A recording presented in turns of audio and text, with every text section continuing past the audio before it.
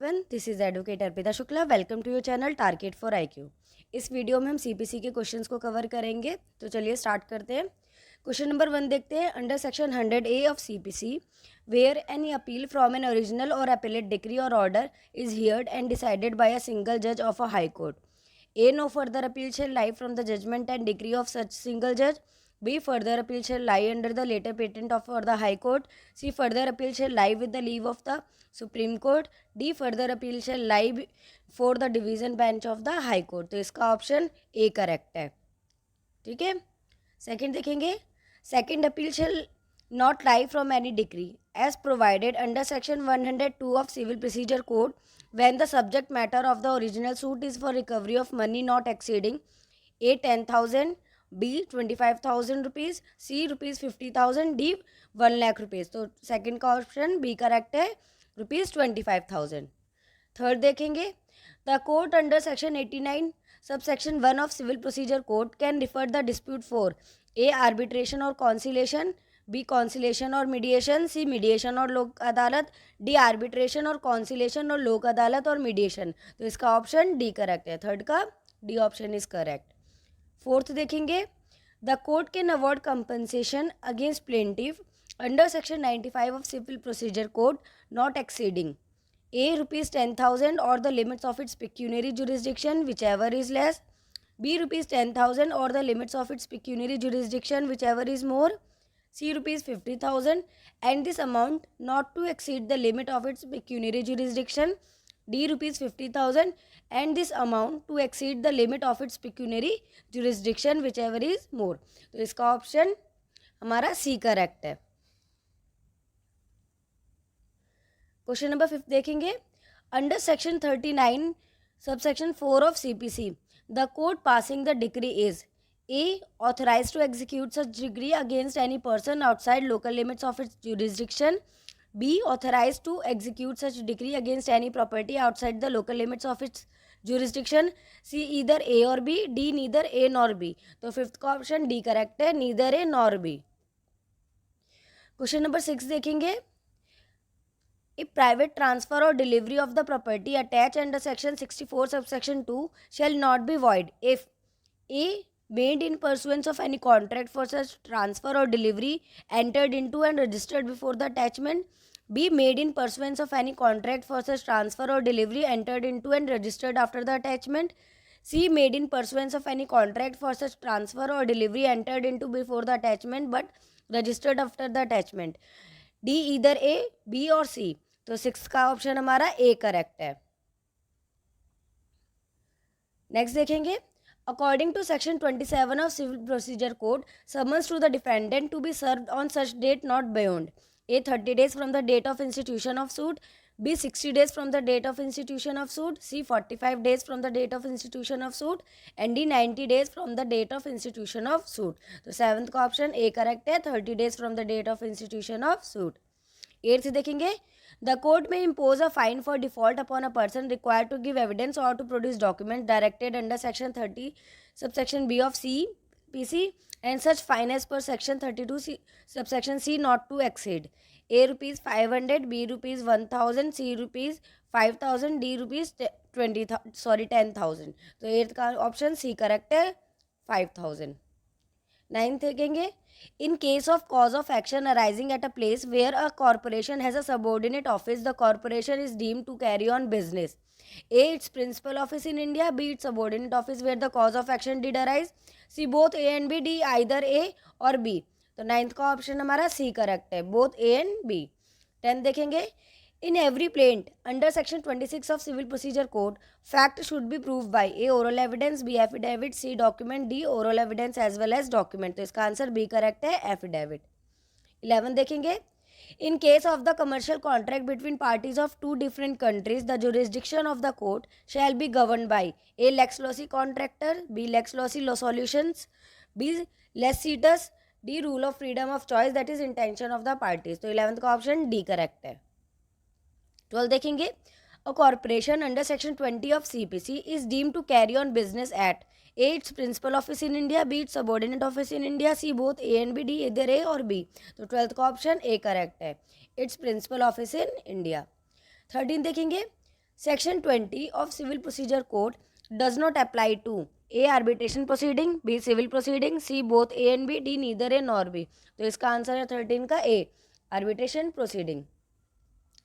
14 देखेंगे, agreement between the parties to institute the suit relating to dispute in a particular court. A does not oust the jurisdiction of other court, B may operate as estoppel between the party, C both A and B, D neither A nor B. तो 14 का option हमारा C correct है, both A and B. 15 देखेंगे, A suit to set aside a decree on the ground of lack of territorial jurisdiction is barred. A under section 21 of CPC, B under section 21A of CPC, C under section 22 of CPC, D under section 23 of CPC. तो 15 का option हमारा B correct है, 21A of CPC. 16 देखेंगे, parties bye there consent agreement, A can confer jurisdiction on a court where there is none in law, B can house the jurisdiction of the court where there is one in law, C can house the jurisdiction of one of the courts when there are two courts simultaneously having jurisdiction in law, and D all of the above। तो 16 का option हमारा C correct है। 17 देखेंगे, objection as to the place of sitting, A can only be taken before the court of first instance at the earliest possible opportunity, B can be taken before the appellate court for the first time, C can be taken before the court of revision for the first time, D all of the above। तो 17 का option हमारा A correct है।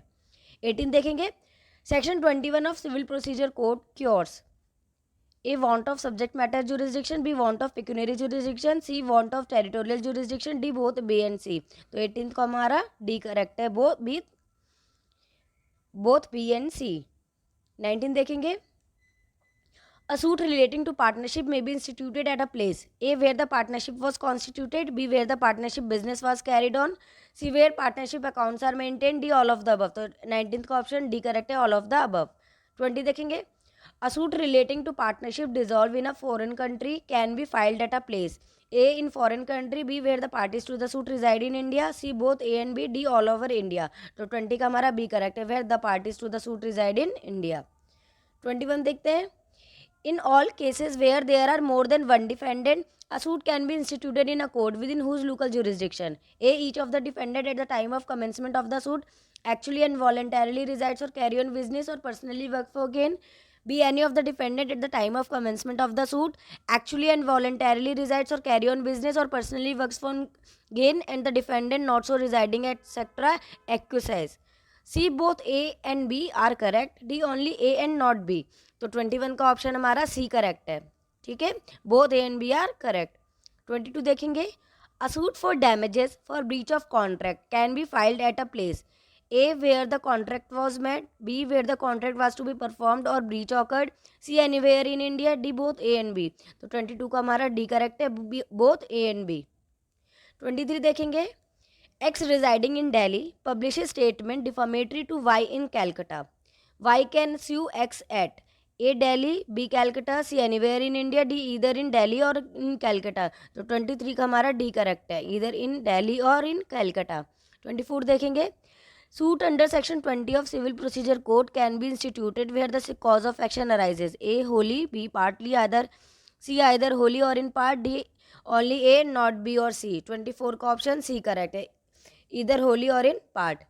25 देखेंगे, place of suing in respect of suit for compensation for wrong to person or movable property has been dealt with A under section 18 of CPC, B under section 19 of CPC, C section 20 of CPC and D section 21 of CPC। तो 25 का option हमारा B correct है, section 19।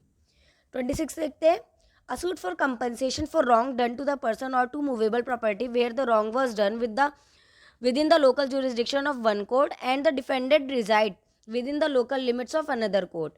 A can be instituted in the court within whose local jurisdiction the wrong has been committed.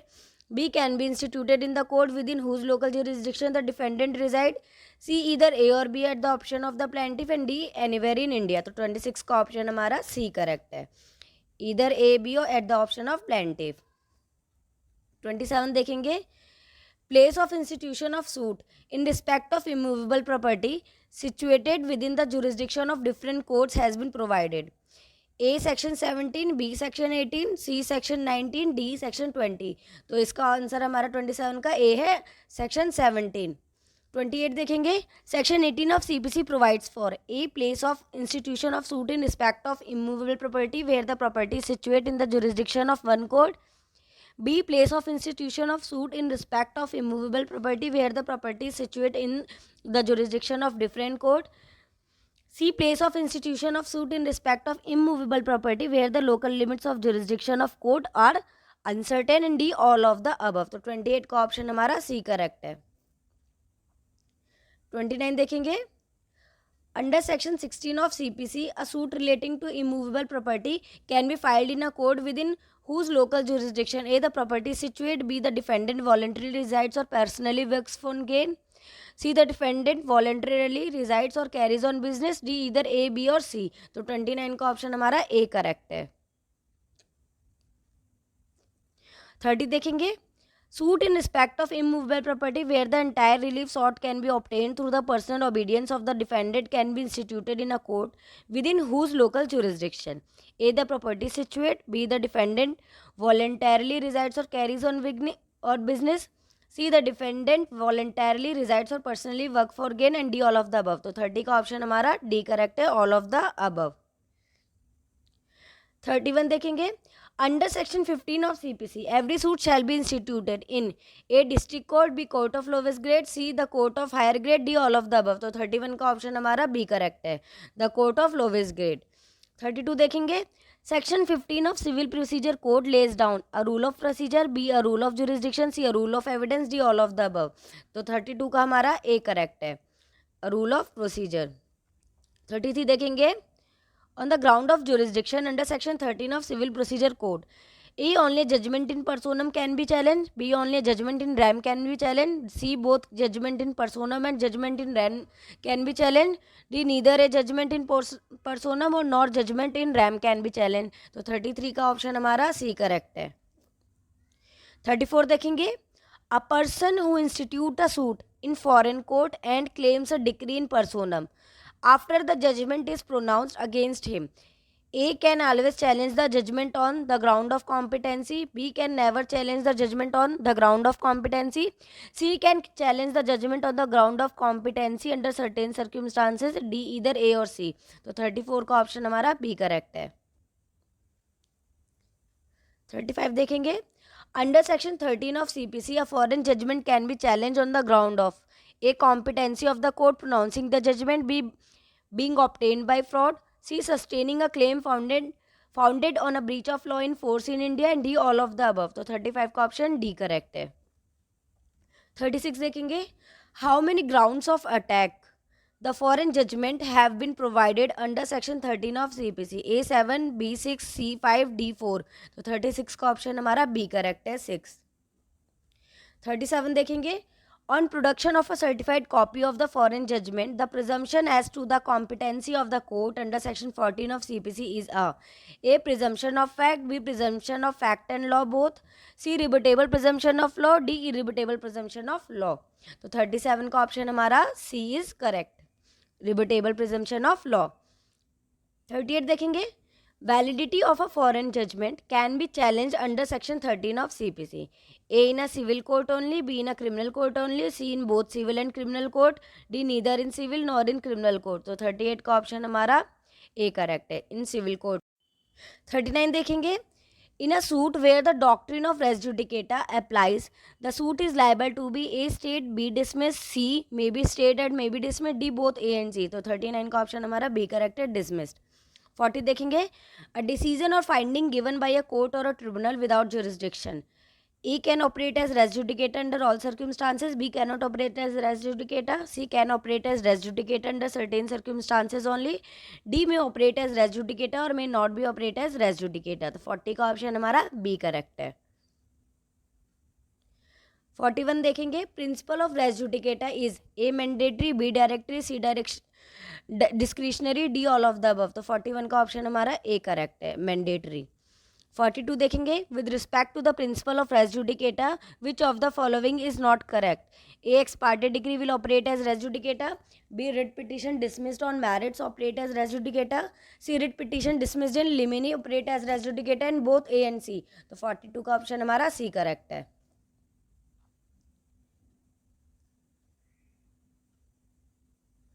43 देखेंगे, res judicata does not operate A between co defendant, B between co plaintiff, C against as pro forma defendant, D none of the above. तो 43 का option हमारा C correct है। 44 देखेंगे, in which of the following cases res judicata is not applicable, A consent compromise decree, B dismissal in default, C both A and B, and D neither A nor B. तो 44 का option हमारा C correct है, both A and B. 45 देखेंगे, a decision on an issue of law operate as res judicata, A if the cause of action in the subsequent suit is the same as in the former suit only when the decision on the point of law is correct, b if the cause of action in the subsequent suit is the same as in the former suit even though the decision on the point of law is erroneous, c if the cause of action in the subsequent suit is different from that in the former suit even though the decision on the point of law is correct, and d all of the above। तो 45 का option हमारा B correct है। 46 देखेंगे, a decision in a suit में operate as res judicata against person not expressly named as parties to the suit by virtue of explanation, A second to section 11 of CPC, B 4 to section 11 of CPC, C explanation 6 to section 11 of CPC, and D explanation 8 to section 11 of CPC. तो 46 का option हमारा D correct है। 47 देखेंगे, principle of res judicata applies A to suit only, B execution proceeding, C to arbitration proceeding, D suit as well as execution proceeding। तो C 47 का option हमारा D correct है। 48 देखेंगे, a decision on issue of law, A shall laws operate as res judicata, B shall never operate as res judicata, C may or may not operate as res judicata, and D either A और B। तो 48 का option हमारा C correct है, may or may not operate as res judicata। 49 देखेंगे, plea of res judicata, A has to be specifically raised, B need not be specifically raised, C is for the court to see of its own, D neither A nor B but only C। तो 49 का option हमारा A correct है। 50 देखेंगे, constructive res judicata is contained in A explanation 3 to section 11, B explanation 4 to section 11, C explanation 6 to section 11, D explanation 7 to section 11। तो 50 का option हमारा B correct है। I hope यह वीडियो आपको पसंद आई होगी, तो प्लीज़ लाइक एंड सब्सक्राइब जरूर करिएगा। आपको कोई भी क्वेरी है तो टारगेट फॉर IQ के नंबर पे आप कॉल या मैसेज करके पूछ सकते हैं। Thank you so much.